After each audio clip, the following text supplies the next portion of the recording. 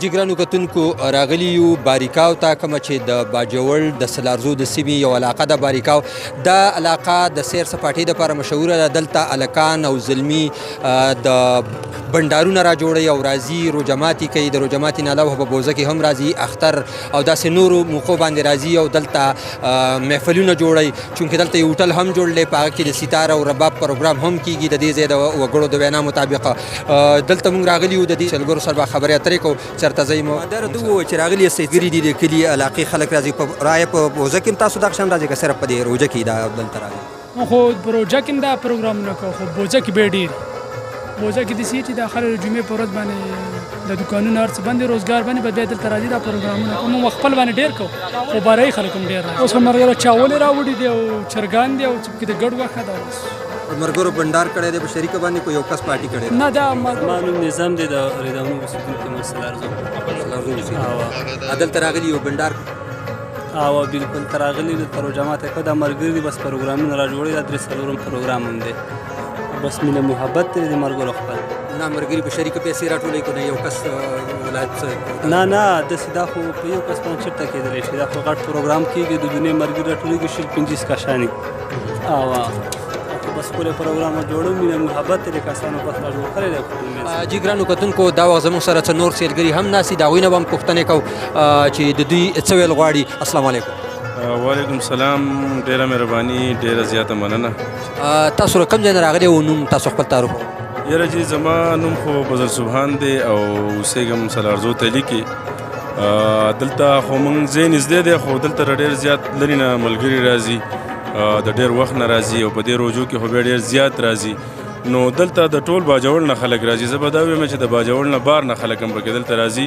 تاسو به نن کتلي تېر چاپېره دلته هغې خپل پروګرامونه کوي، خپل پخلي کوي او بس دا اوبه دي، د دې نه مزې اخلي او خپل روژه ماتي تیار. جي دا خو دلته روژه کې ډېر زیات راځي. بوزه کې هم خلک راځي، خو د هغې بنیادي وجه دا ده چې دلته هغه شان سهولتونه نشته دی کوم چې پکار وي. لکه تاسو به نن کتلي دلته یو وړوکی شان پارک جوړ شوی دی، هغې کې نن به تاسو ځای نه یي کتلی چې څومره مطلب هغې ته خلک راځي. نو دا ځای ډېر زیات ښکلی دی، ډېر زیات اپورچونیټیز دلته، خو د حکومت ورته هېڅ قسم توجه نشته دی، ځکه چې دا یو بایپاس تللی دی. تاسو به کتلی همدغه یو روډ دی. د دې نه علاوه که دلته چېرته حکومت سهولتونه ورکړي، دلته ښې هوټلې جوړې شي، ښه پارک جوړ شي، لکه څنګه چې دا پارک جوړ شوی دی، دغه شان حکومت دې ته خپل نظر راواړوي، یو سټیډیم پکې جوړ کړي، سپورټس کمپلیکس پکې جوړ شي، ځکه چې دلته ګیمونه اکثر په بوزه کې په روژه کې دلته ښه غټ غټ ټورنمنټونه کېږي، ایونټونه کېږي. نو که د حکومت پاکستان توجه ورته راواوړي او د موجوده نمایندګانو، نو دا ډېر ښکلی ځای دی، ډېر تاریخي ځای دی، ځکه چې دا یو تاریخ لري. باریکا او دلته یخې یخې چینې دي، د ډېر لرو نه خلک راځي. خو بس اپنے مدد آپ کے تحت هر څه ځان له پخپله برابروي او ځان له یو سیسټم. جګرانو کتونکو دا وخت زموږ سره یو بل کس هم ناست دی، د هغه نه به هم پوښتنې کوو. السلام علیکم. وعلیکم السلام. نوم او د خپل ځای نوم مې عبید الله دی، عبید، او د تلیمه د بر کلي یم. د دې خبره دی باریکا نه لږ باره کورم دی. تاسو هم دلته بنډار را جوړ کړی دی، ملګرو سره راغلي یې؟ مونږ خو دلته ډېر راځو، هر مازدیګر هم په دې ځای باندې. اصل کې د دې د دې اوبو ګلیار لاله یو ډېر عجیبه شانته سیسټم دی.